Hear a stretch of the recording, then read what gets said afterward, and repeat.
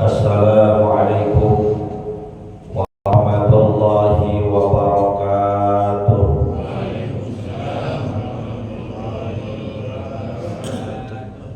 Bismillahirrahmanirrahim. Alhamdulillahirabbil alamin.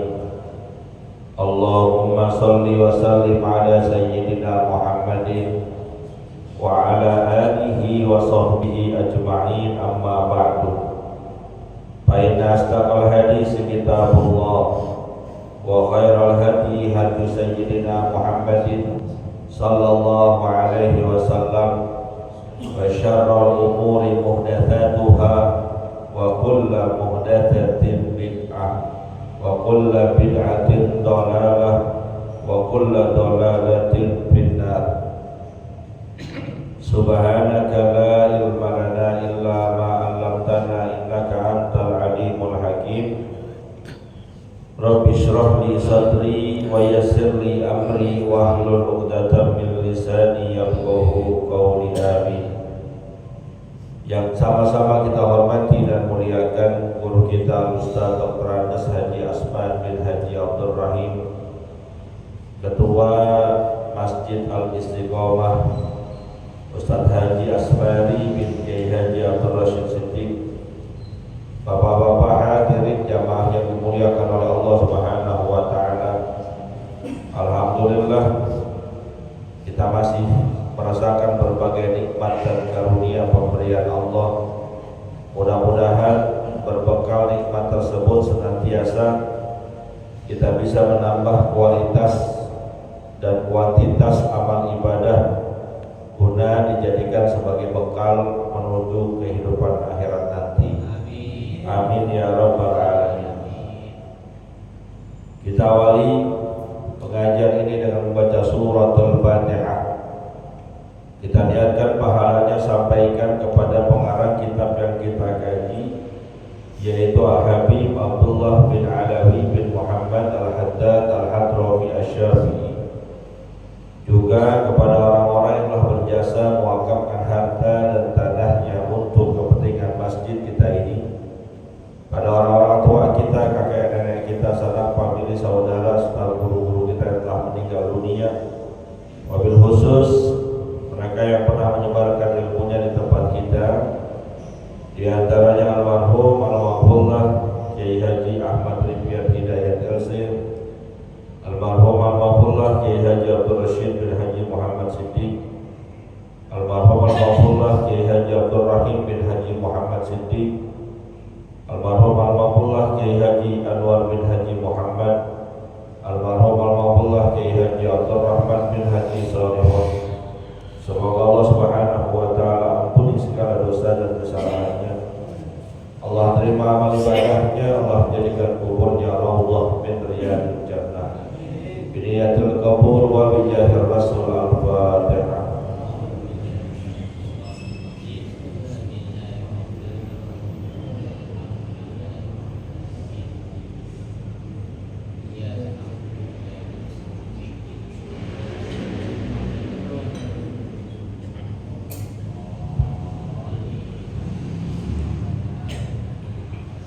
Melanjutkan bacaan kita. Bismillahirrahmanirrahim. Qala al-muallif rahimahullahu ta'ala anhu, wa qad waradat al-ahaditsus sahihah anna man tawadda'a fa ahsana al-wudu'a kharajat jami'u khotoyahu min a'dha'ihi wa dakhala bis salati naqiyan minal dhunubi wa minal muhafazati 'ala salati wal iqamati laha al mubadarati biha fi awwali mawaqitiha wa fi dhalika fadlun 'azimun wa huwa dalilun 'ala mahabbatillahi wa 'alal musara'ati bi mardatihi wa mahabbatihi. Qala alaihi salatu wassalam, awwalul waqti ridwanullah wa akhiruhu Abdullah wa innal 'abda la yusalli as-salata wa lam yukhrijha min waqtiha wa lamma batahu min awwal al-waqti khairun lahu min ad-dunya wa ma fiha. Wallahu a'lam. Melanjutkan pembahasan kitab An-Nasaihud Diniyah wal Wasaya Al-Imaniyah karangan Al-Habib Abdullah Al-Haddad. Beliau mencantumkan sebuah hadis dari Nabi kita Muhammad sallallahu alaihi wasallam berkaitan dengan ngambil air wudhu dengan cara yang sebaik-baiknya. Anna man tawaddo'a, bahwasanya siapa orang yang berwudu, fa ahsanal wudu'a, ketika berwudu ini dia lakukan dengan yang terbaik, sebagus-bagusnya, tertibnya, sunnahnya, adabnya semua dipakai, bahkan doa-doanya juga diterapkan. Kharajat jami'u khatayahu min a'dha'ihi, ketika ada orang ngambil air wudu dengan sebaik-baiknya, sesempurna-sempurnanya, maka akan keluar dari anggota tubuh yang dibasuh oleh air wudu tadi segala macam dosa kesalahan yang pernah dilakukan olehnya. Ketika dia kumur-kumur, maka semua dosa yang pernah dia lakukan melalui mulutnya, entah itu kebohongan, entah itu ngomongin orang, caci maki orang, fitnah orang, hina orang, akan rontok dosanya.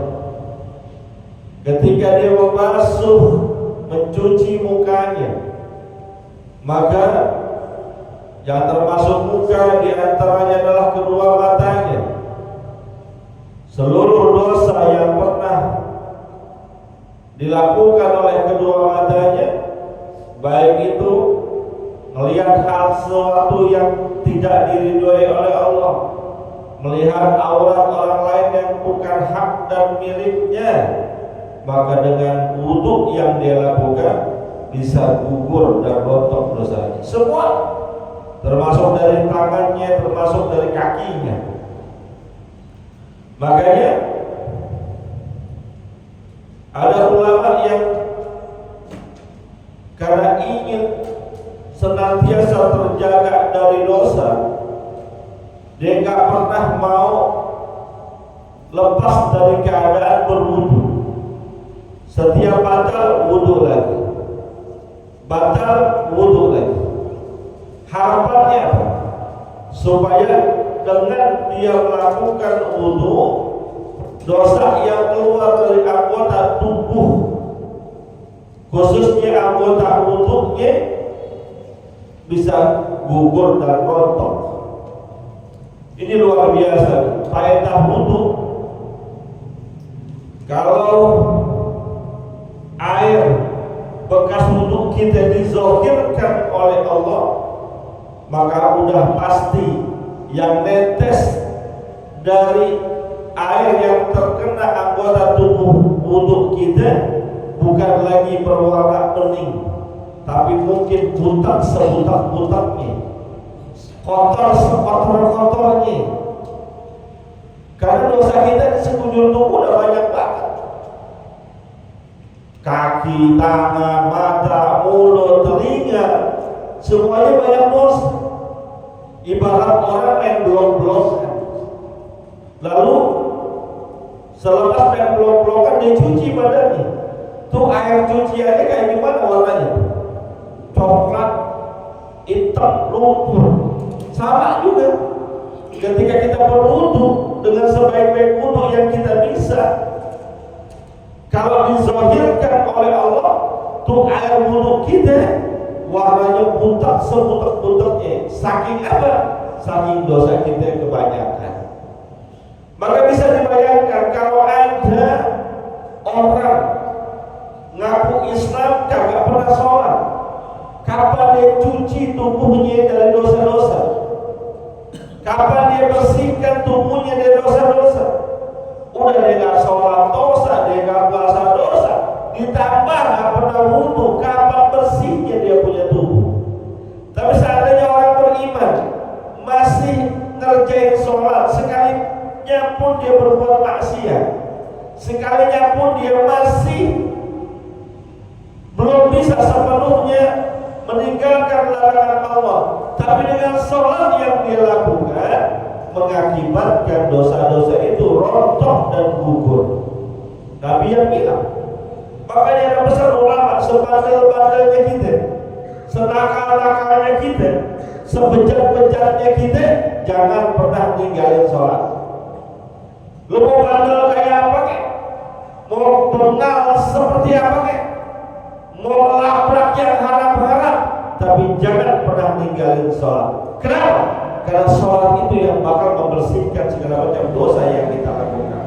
Sholat itu yang bakal menjadi pembenteng kita nanti.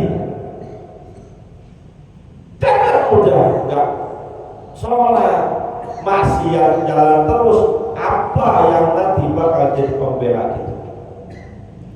Maka lanjutannya, wa dakhala bis sholati naqiyyan minal dzunubi. Maka orang tersebut ketika wudunya sudah bagus bersih, dia masuk mengerjakan sholat dalam keadaan bersih dari dosa.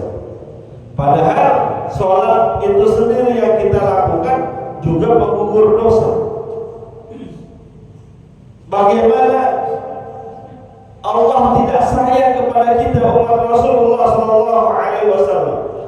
Banyak wasilah, banyak cara, banyak sarana untuk membersihkan dosa kita. Wudu gugurin dosa kita. Ketika kita sholat juga menggugurkan dosa kita. Bahkan dalam sebuah riwayat hadis dikatakan, Nabi bertanya kepada para sahabatnya, apa pendapat kalian seandainya lewat di rumah kalian kali sungai yang jernih yang bersih, kemudian kalian mandi di sungai yang bersih tadi, yang jernih tadi, sehari 5 kali, kira-kira badan kita bersih apa kotor? Bersih. Itulah gambaran sholat yang kita lakukan. Dan satu sholat ke sholat berikutnya menghapuskan dan menggugurkan dosa yang kita lakukan. Tadi dari waktu asar menuju maghrib ada dosa yang kita lakukan, sedikit banyak, kecil maupun besar. Maka dengan kita kerjain sholat 5 waktu dengan baik, maka dosa di antara keduanya digugurkan oleh Allah Subhanahu wa Ta'ala.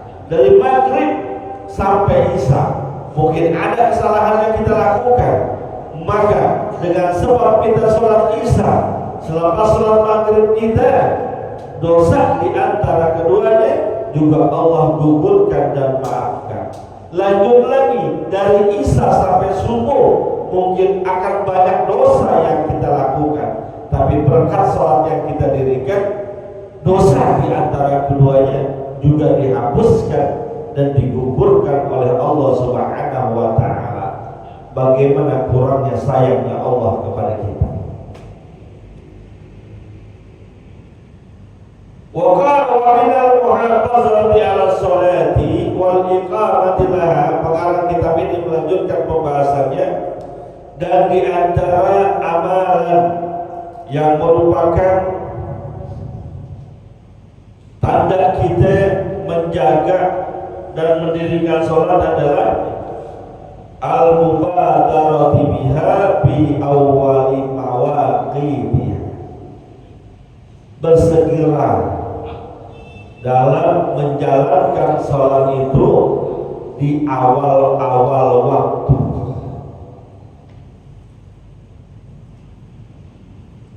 Azan, kalau memang bisa berjamaah, selepas itu berjamaah. Kalau nggak bisa, mungkin saking sibuknya atau saking banyak urusannya, kerjain kalau udah masuk waktu, kerjain di awal. Karena salah satu amalan yang dicintai oleh Allah dan Rasulnya. Ada seorang sahabat Nabi bertanya, ya Rasulullah, amalan apa yang dicintai oleh Allah?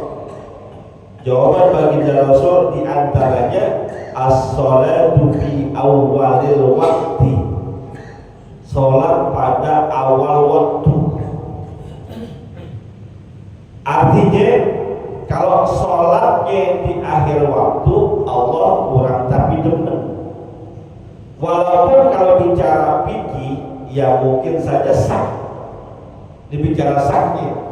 Selama sholat itu dikerjakan di dalam waktunya, walaupun berada di ujung waktu, kita kerjakan sesuai dengan tuntunan syariat dari Nabi kita Muhammad SAW, insya Allah tetap sah. Tapi kalau bicaranya yang disukai dan disenangi Allah adalah sholat yang kita kerjakan bi awalil waktu, pada waktu pertama.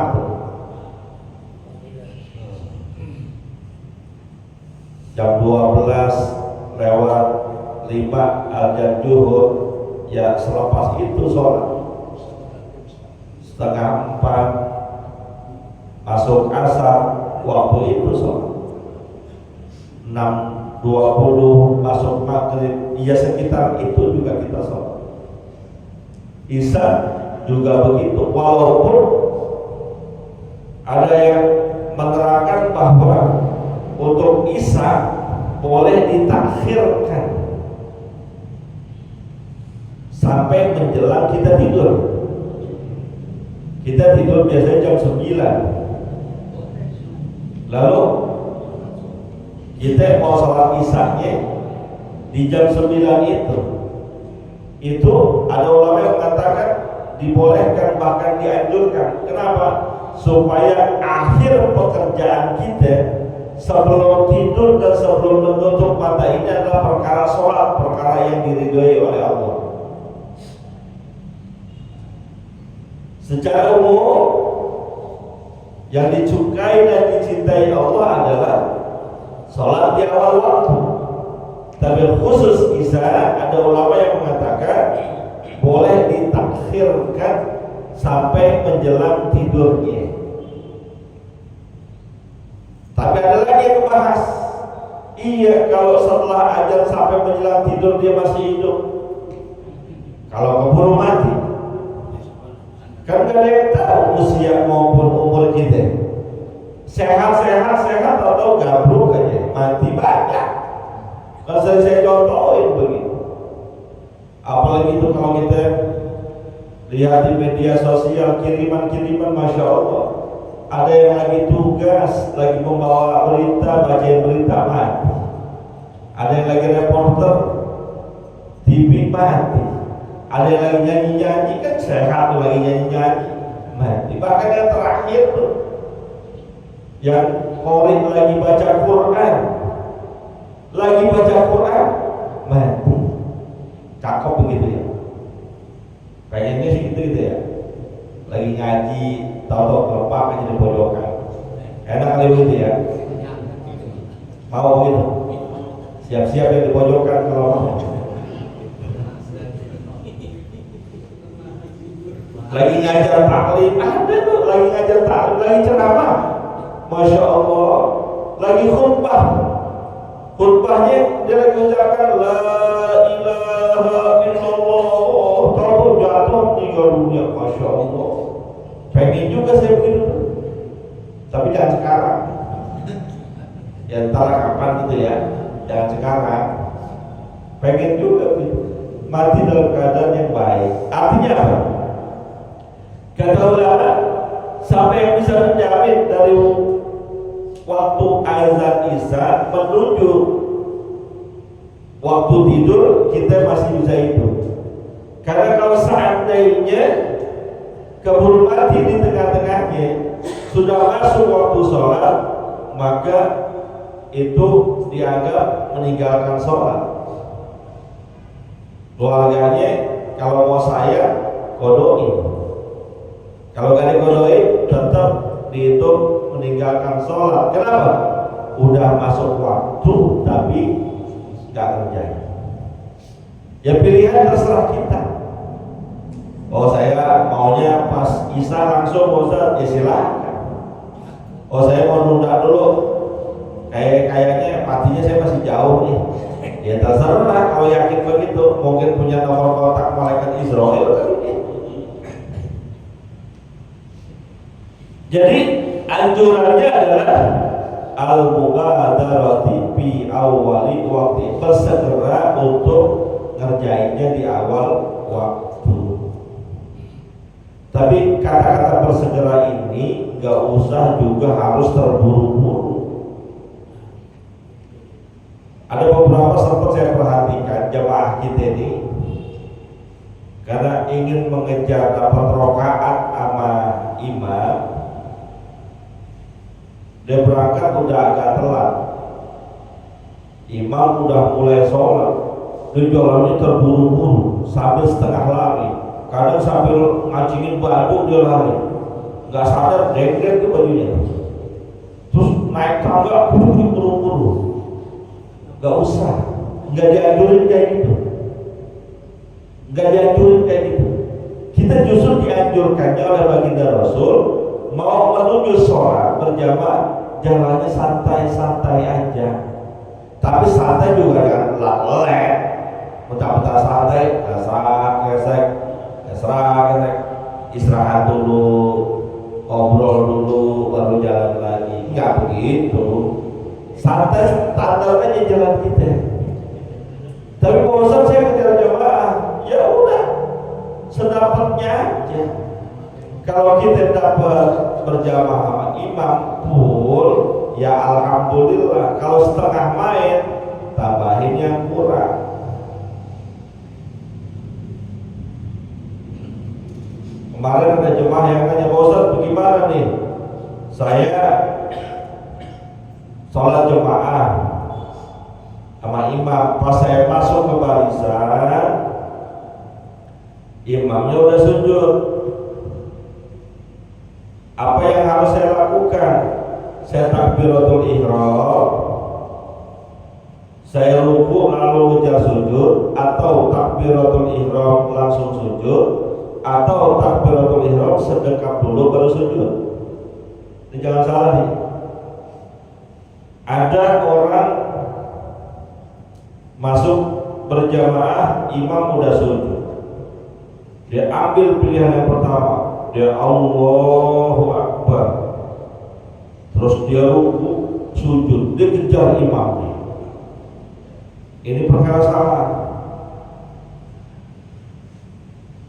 Kalau kita datang, imam sudah sujud atau lebih dari itu, ya sudah, masuk barisan yang rapi, kita takbiratul ihram, ini Allahu Akbar, jangan langsung sujud, sedekap dulu, Allahu Akbar, sedekap dulu, baru kejar sujudnya. Imam lagi ngapain?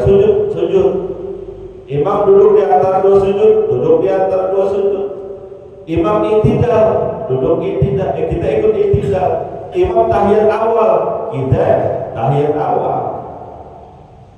Itu udah masuk hitungan jamaah, tapi belum masuk hitungan rakaat. Jelas nih, biar paham nih, belum masuk hitungan rakaat. Kenapa? Karena batasan akhir kita mendapatkan rakaat adalah bisa ruku bareng imam. Kalau depresan bagaimana? Imam ruku, kita datang, Allahu Akbar, kemudian kita sedekap, setelah sedekap kita ruku, baru kita ruku, imam naik. Dapat gak ruku bareng imam? Dapat gak? Kita ruku nih, Allahu Akbar, imam naik, Sami Allahu liman. Dapat gak? Kalau tidak dapat sekira-kira tumak ninah bareng imam, maka tidak dihitung rakaat. Rukunya nih, imam ruku, kita datang, setelah takbiratul ihram sedekap, kita dulu nih mau ruku nih, Allah, baru setengah badan, imam naik, Sami Allahu liman hamidah. Kira-kira dapat gak ruku bareng imam sehitungan tumak ninah? Enggak, kalau nggak dapat maka nggak dihitung rakaat. Yang dihitung rakaat kalau ngedapetin barang imam rukunya seukuran tumaninah, sekira-kira ucapan subhanallah itu tumaninah tuh ukuran minimal. Jadi ketika dia ruku kita masih dapat subhanallah, baru sami Allahu liman hamidah, nah itu dapat rakaat. Itu yang dihitung. Tapi kalau mendapetinnya udah lewat ruku, mendapetinnya udah itidal, mendapetinnya udah sujud, udah duduk di atas dua sujud, walaupun kita takbiratul ihram sedangkan lalu nyusul langsung sujud, kita gak dapat hitungan rakaat, tapi sudah dapat hitungan pahala berjamaah. Begitu. Jelas nih? Jelas ya? Nah, kembali kepada permasalahan kita yang tadi, dianjurkannya bersegera tapi jangan buru-buru. Ya sudah, kalau seandainya kita masih mendapatkan barang-barang imam full, alhamdulillah. Tapi kalau mendapatkan imamnya setengah main, maghrib 3 rakaat, kita mendapatkan imam udah masuk rakaat kedua, berarti kata Nabi yang kurang tambahin, kurang 2 tambahin 2, kurang 1 tambahin 1, begitu. Gak usah buru-buru, apa lari-lari dari rumah gitu, gak dianjurkan, gak dianjurkan, santai aja. Makanya kita punya perhitungan. Hampir semua masjid musola kan ada hitungannya ya.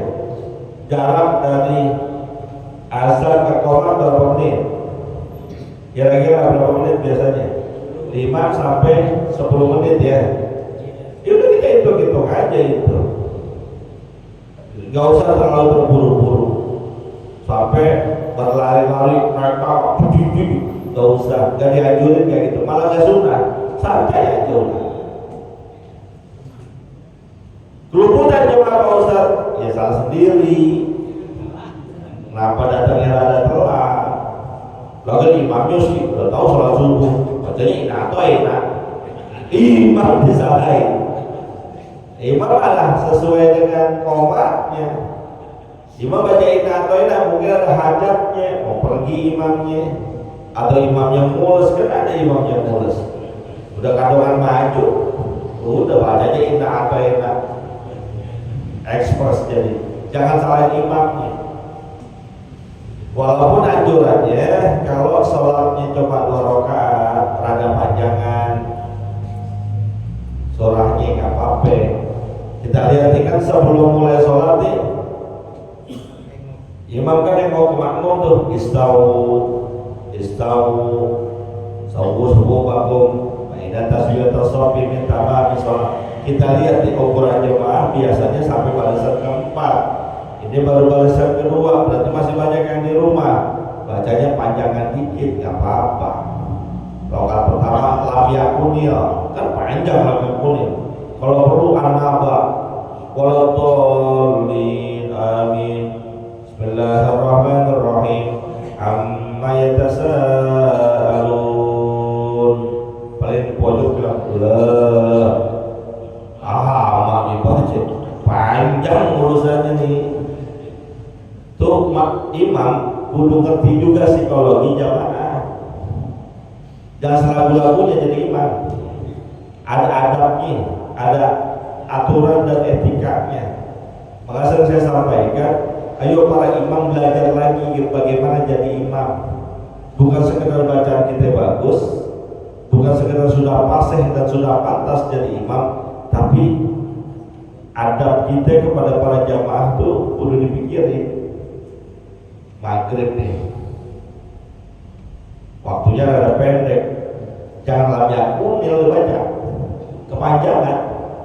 Maghrib mah kul dulu nggak apa-apa, kuliah kulhu. Malu Pak Ustaz, ntar orang bilang imamnya apa tuh kuliah kulhu, ganti besok tabat meja aja tabat, gampangan lagi.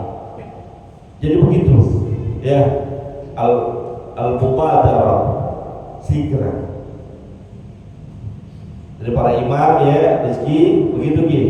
Pikirin juga jamaah. Kira-kira udah penuh nih, ya udah. Kalau udah penuh, ajar wala ini udah mau duha beres. Gitu. Wa bidzalika fadlun 'azimun. Karena sholat yang kita kerjakan di awal waktu itu memiliki keutamaan yang sangat dahsyat luar biasa. Wa huwa dalilun ala mahabbatillahi wa ala al-musara'ati fi mardatihi wa mahabbatihi. Dan sholat yang kita kerjakan di awal waktu merupakan bukti kecintaan kita kepada Allah dan bukti cepatnya kita menyambut ridho dan cintanya Allah. Allah ini sayang banget sama kita, cinta banget sama kita. Saya katakan tadi banyak amalan-amalan yang kalau kita amalin itu menyebabkan dosa kita digugurkan oleh Allah. Maka cintanya Allah ini harus kita balas dengan cinta yang luar biasa. Di antara bentuk cinta kita kepada Allah, segera menyambut seruan Allah. Ya mohon maaf nih, ini kita punya HP. Ketika yang nelpon kita orang yang kita sayang, orang yang kita cinta, kira-kira diangkat buru-buru kan? Baru setengah bunyi juga diangkat, betul ya? Untuk apa? Membuktikan kita sayang dan cinta, rindu kepada dia. Coba yang nelpon yang kita ke depan, yang nelpon lisi, Adira nih, diangkat kok? Emang tagihan udah 3 bulan lupa? Udah dibenahi, biarin. Angkat pinjol, apalagi pinjol. Udah kalau perlu ganti nomor. Kalau yang manggil yang kita demen, yang kita cinta, segera kita. Mohon maaf nih, anak muda janjian sama pacarnya. Janjian jam 7 di ujung Gang Dekstan. Orang mau Bakalapan. Ada nggak yang janjian di sana? Ada, gua ketemu soalnya orangnya. Gelap itu. Ada banyak nyamuk, anjing gonggong. Demi cinta mah dijalanin juga gitu. Janjian jam 7. Berangkatnya jam berapa kira-kira? Setengah 7 udah nyampe. Nungguin. Duduk aja, pada banyak nyamuk, digigitin, bodo amat, seram itu. Belas orang kan pohon gede banget, ada gonggongan anjing, takut kan? Nggak takut, kenapa? Ingin ketemu yang dicintainya. Setengah 7 begitu pula kita cinta sama Allah, sayang sama Allah, pengen ketemu Allah. Belum masuk waktu udah siap. Capek ya capek, tapi demi yang kita cintai, capeknya nggak berasa. Demi yang kita cintai, lelahnya, letihnya nggak berasa. Kayak orang tahajudan malam-malam, itu kan bicara ngantuk banget itu. Orang waktu kita tidur maksain sholat sih, mana hujan gerimis, butuhnya aja udah dingin, tapi kita lakuin aja. Kenapa? Karena kita sayang, kita cinta, kita pengen ketemu Allah, berat kita lakuin. Makanya kata orang Arab, hubbuka syai' yu'ma wa yusar. Cintamu kepada sesuatu membuat kamu buta, membuat kamu tuli, membuat kamu mati rasa, nggak berasa. Kalau udah bicaranya cinta, makanya kan bahasa cinta, lautan kan ku seberangi, gunung kan ku daki, betul nggak? Tapi belum tentu mau ini sebetulnya sih. Gimana mau nyebrang lautan, berenang aja nggak bisa. Tapi kata-kata itu menunjukkan bahwa ketika cinta sudah berbicara, maka yang mustahil berani kita lakuin. Yang berat berani kita jalani. Sama tuh, sholat tahajud berat, bangun tengah malam, udara dingin, mata ngantuk. Kalau bicara enak, enakan tidur. Bicara enak, enakan pakai selimut. Tapi karena kita cinta kepada Allah, sayang kepada Allah, rindu kepada Allah, yang berat kita jalani, yang susah kita jalani, yang gak masuk akal kita lakuin. Kan gak masuk akal. Puasanya besok insya Allah bulan depan berat, nggak masuk akal. Orang manusia tabiatnya makan, manusia tabiatnya minum, tapi dipaksa untuk nggak makan nggak minum lebih dari 12 jam kita lakuin. Kenapa? Cinta sama Allah, sayang sama Allah, ingin membuktikan cinta kita kepada Allah. Sholat berat, Allah yang bilang kok memang sholat itu berat. Jangankan yang tahajud 5 waktu aja berat, tapi kita mau lakuin, bisa lakuin, susah payah kita kerjain. Kenapa? Karena sayang kita, cinta kita kepada Allah. Kita pengen bukti ini. Karena orang-orang yang berusaha semaksimal mungkin untuk membuktikan cintanya, sayangnya, mahabbahnya kepada Allah, Allah akan tunjukkan sayangnya dan cintanya kepada orang tersebut. Allah akan balas perbuatan kita melebihi apa yang kita lakukan. Dalam hadis qudsi dikatakan, sesungguhnya hambaku itu kalau datang menghampiriku sejengkal, maka aku akan mendatanginya sehasta. Kalau dia mendatangiku sehasta, aku akan mendatanginya sedepa, melebihi apa yang kita lakukan. Kalau dia datang kepadaku dengan berjalan, kata Allah, mendekatkan diri kepadaku dengan berjalan, aku akan dekati orang tersebut sambil berlari. Kalau kita bersusah payah, berusaha semaksimal mungkin mewujudkan cinta kita kepada Allah, Allah akan balas lebih dari apa yang kita lakukan. Makanya sering saya katakan, kalau orang sholatnya benar, ibadahnya benar, puasanya benar, gak mungkin dibikin susah oleh Allah. Karena Allah akan menunjukkan rasa sayang dan cintanya kepada kita melebihi sayang dan cintanya kita kepada Allah. Fadlun azimun, ada banyak keutamaan yang luar biasa kalau kita berusaha semaksimal mungkin bisa sholat di awal waktu. Wa qala alaihi salatu wasallam, bersabda Nabi kita Muhammad sallallahu alaihi wasallam, awalul waqti ridwanullah.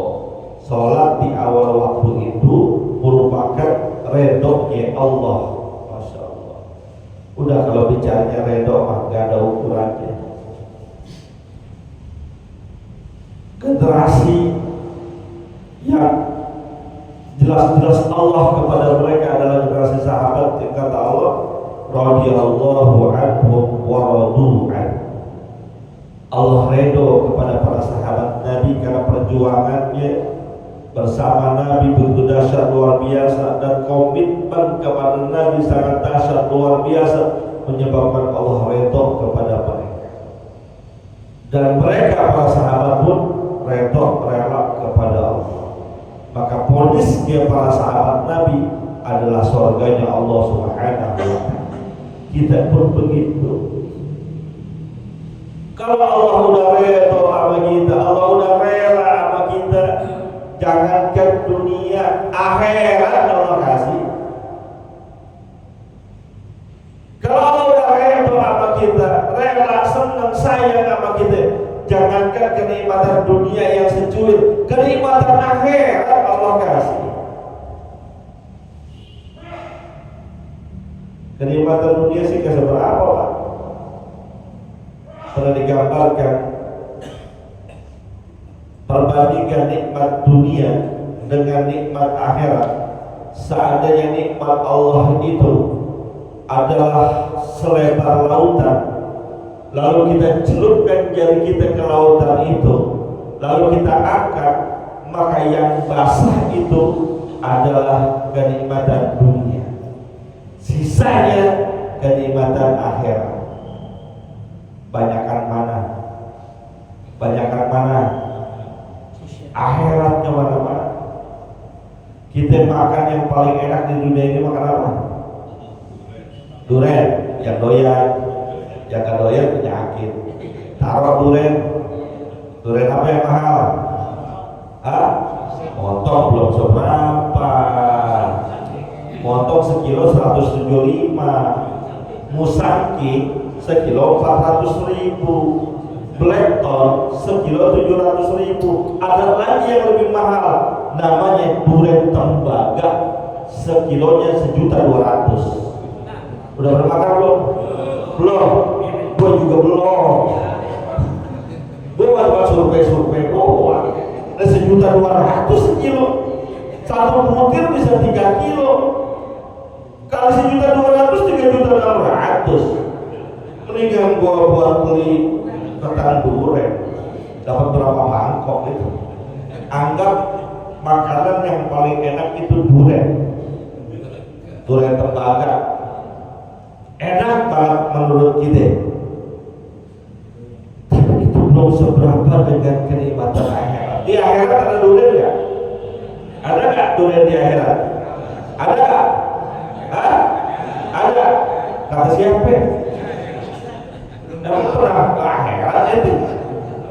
Main ada.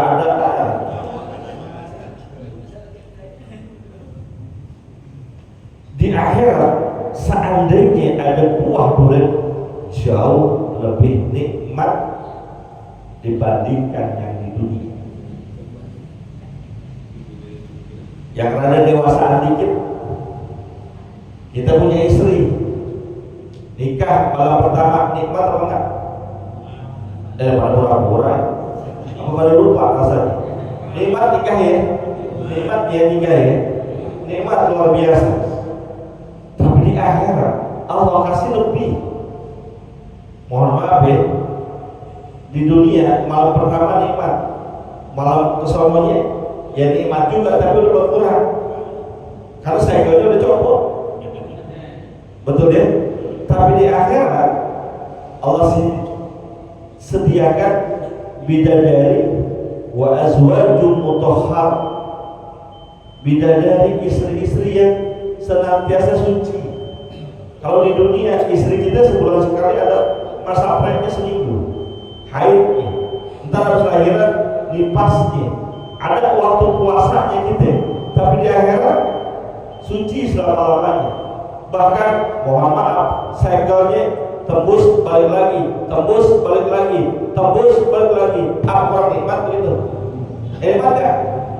Kalau Allah sudah kasih gambaran kenikmatan yang luar biasa untuk negeri akhirat, kenapa kita masih malas-malas juga untuk jadi bekal akhirat?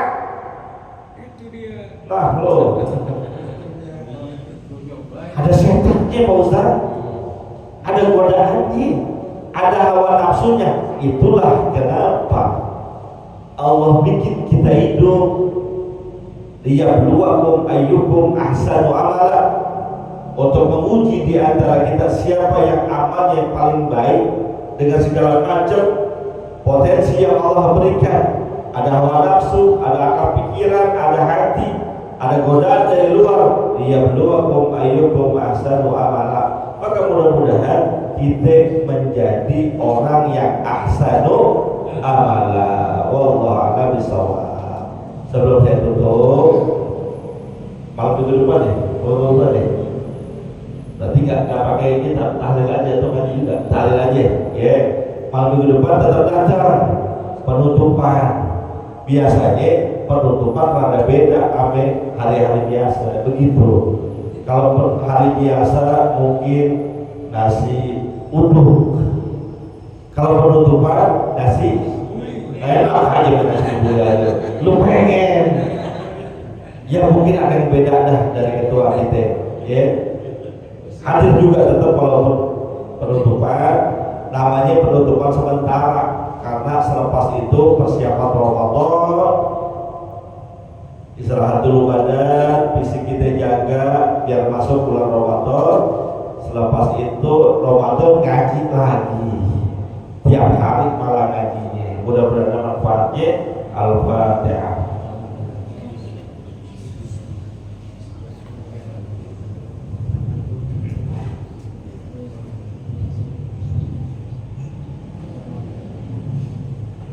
Qala Rasulullah sallallahu alaihi wasallam Abdul maquluhu ana wan nabiyyuna min qabli la ilaha illallah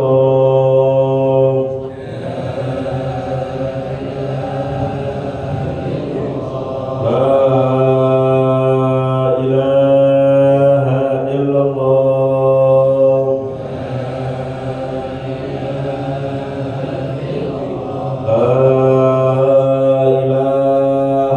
illallah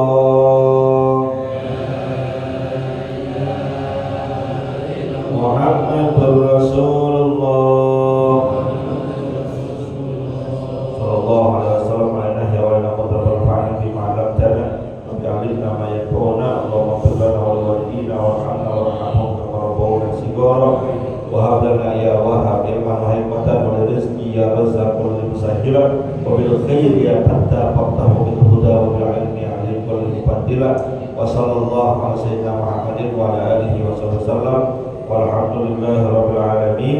Terima kasih. Muhammad. Assalamualaikum warahmatullahi wabarakatuh.